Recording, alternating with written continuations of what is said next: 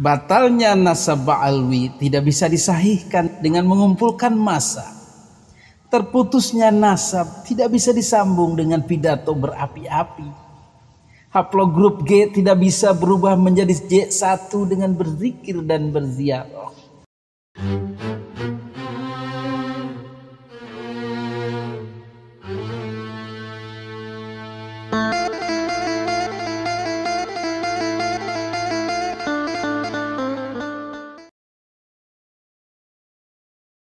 Assalamualaikum warahmatullahi wabarakatuh. Alhamdulillah hamdan wa syukran ala ni'amillah, salatan wa salaman ala rasulillah. Amma ba'du, rabbi shrah li sadri wa yassir li amri wa hlul 'uqdatam min lisani yafqahu qawli. Hadirin para netizen yang dimuliakan Allah Subhanahu wa ta'ala, pada video kali ini saya akan membayar janji atau hutang. Ternyata lupa, pada video sebelumnya saya berjanji akan melanjutkan video tentang bantahan atau antitesis dari Ahmad bin Aud yang dalam tanda kutip dikulitir atau dirujak oleh Kiai Haji Imaduddin Utsman Al-Bantani. Pada pembahasan sebelumnya tentang hijrahnya Ahmad bin Isa ke Hadramaut, Ahmad bin Aud ini menanyakan di mana kuburnya. Sudah dijawab kemarin ya.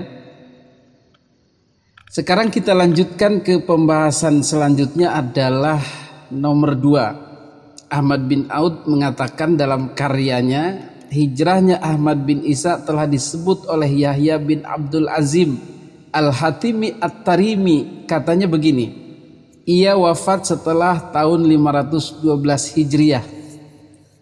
Katanya pula ia mempunyai kasidah yang memuji Alwi bin Muhammad bin Alwi bin Ubaid. Kasidah itu maksudnya syair.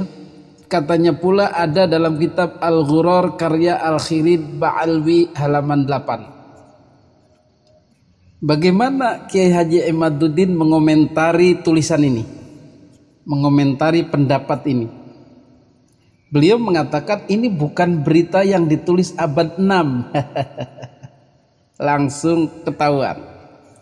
Tetapi berita dari abad 10 yang menceritakan abad ke-6. Tuh begitu.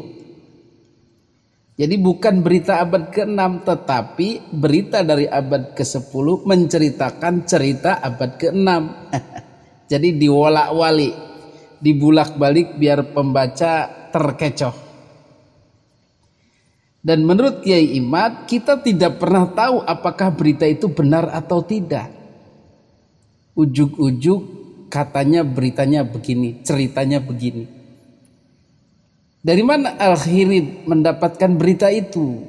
Siapa perawinya? Apakah Al-Khirid jujur dalam masalah ini atau ia berdusta? Tidak ada yang tahu. Namanya juga mengarang, menceritakan, memberitakan dari sebuah sumber yang tidak ada referensinya, tidak ada kitab pembanding lainnya, tidak ada nukilannya, tidak ada perawinya. Dan itu pun bentuknya hanya syair-syair belaka, syair, puisi, puja-puji dan lain-lainnya, dan langsung dicomot dijadikan hujah. Atau diguyuh pitik nanti. Tidak bisa. Itu lucu dan tidak sesuai kaidah keilmuan. Beres itu, sudah dirujak. Kemudian yang ketiga, Ahmad bin Aud mengatakan hijrahnya Ahmad bin Isa ada dalam kitab Al-Yaqut Al-Samin. Katanya pengarangnya orang Tarim abad ke-7. Ada disebut dalam kitab Al-Ghurar halaman 8. Bagaimana jawaban Kiai Haji Imaduddin?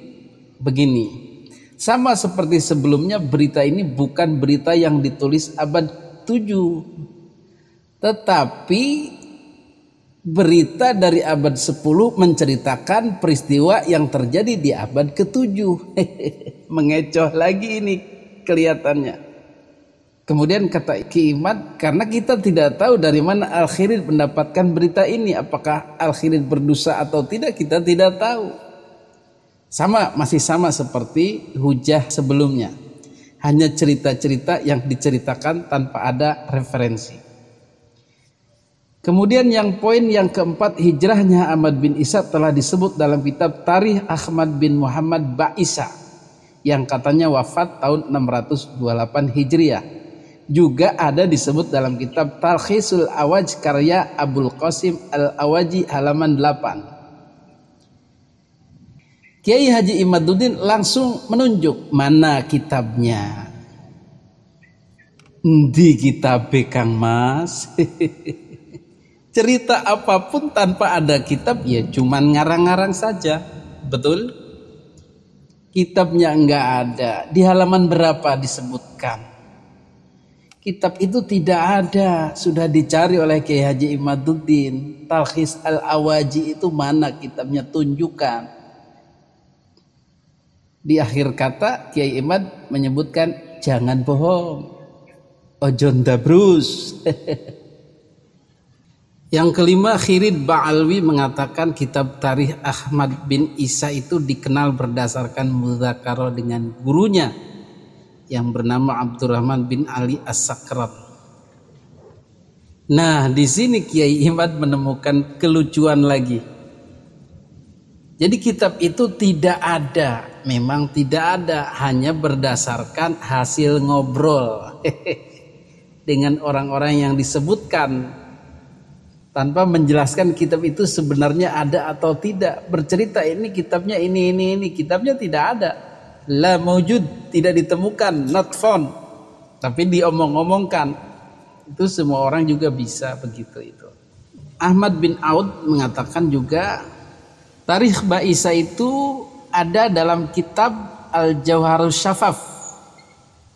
Abdullah bin Abdurrahman Bawazir dan Ali dalam At-Tuhfa An-Nuraniyah dan Ali As-Sakran dalam Al-Burqah. Apa sanggahan Kiai Haji Imad? Kitab Al-Jawhar Syafaf pengarangnya tidak dikenal. Jadi kitab itu bercerita apapun tentang Ba'alwi itu tidak bisa dipercaya. Kenapa kitab itu cacat dalam tanda kutip? Tahunnya juga tidak bisa ditentukan. Si pengarang kitab sendiri juga tidak tahu tahunnya. Abdul Seda dan Abdurrahman Bawazir adalah murid Ba'alwi. Dan penisbatannya kepada Abdurrahman Bawazir pun disangsikan. Sementara kitab Al-Burqah adalah kitab Ba'alwi pertama yang telah nyata dan pantas disematkan sebagai kitab pertama yang menyebut Ba'alwi sebagai keturunan Nabi.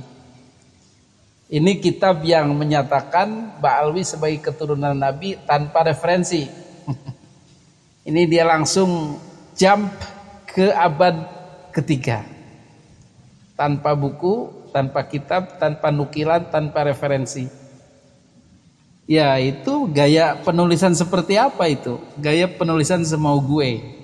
Kemudian kitab Al-Izhar mengatakan kitab-kitab tarikh dan sanad-sanad banyak yang menyebut nasab Ba'alwi. Nanti akan aku sebutkan. Jawaban Kiai Imad mana sampai sekarang tidak ada. Ditunggu. Nah itulah beberapa poin yang signifikan untuk ditanggapi dari kitab Al-Izhar. Kata Kiai Haji Imaduddin. Jadi narasinya memang menarik untuk ditanggapi. Tapi tidak berkaitan langsung dengan terputusnya nasab Ba'alwi. Jadi Kiai Haji Imaduddin mengapresiasi usaha dari Ahmad bin Aud. Jadi dia gentleman menyusun sebuah antitesis tulisan berbasis data, berbasis dalil, tetapi sayangnya gampang dipatahkan atau masih belum kuat lah begitu. Tapi menurut Kiai Imad ini lebih baik daripada saudara-saudaranya Ba'alwi di Indonesia yang tidak menghasilkan satu karya pun tapi lebih sibuk framing, lebih sibuk ngata-ngatain, lebih sibuk misuh-misuh, lebih sibuk mencap-cap dan seterusnya. Ini tidak ilmiah. Ini meletakkan otak kajian di bawah ketiak. Hadirin yang dimuliakan Allah Subhanahu wa taala, ada satu tulisan indah dari Kiai Haji Imaduddin. Layaknya sebuah prosa atau puisi. Tulisan indah beliau seperti ini. Batalnya nasab Ba'alwi tidak bisa disahihkan dengan mengumpulkan massa. Terputusnya nasab tidak bisa disambung dengan pidato berapi-api. Haplogrup G tidak bisa berubah menjadi J1 dengan berzikir dan berziarah. Tetapi semua akan indah jika dihadapi dengan mulai bersifat qanaah, taslim dan ridho dengan takdir yang ditulis yang maha bijaksana. Luka hati akan semakin menganga, kesedihan akan semakin tiada tara, malu akan semakin tidak terkira jika semua dihadapi dengan melawan ketentuan yang kuasa. Mulai beradaptasi dan menjalani hidup dengan apa adanya adalah jalan keselamatan untuk hari ini dan masa yang akan datang, untuk kita dan anak cucu kita ila yaumil qiyamah. Tertanda Kiai Haji Imaduddin Utsman Al-Bantani untuk yang tercinta Ba'alwi. Adanallahu wa iyyakum ajmain. Wassalamualaikum warahmatullahi wabarakatuh.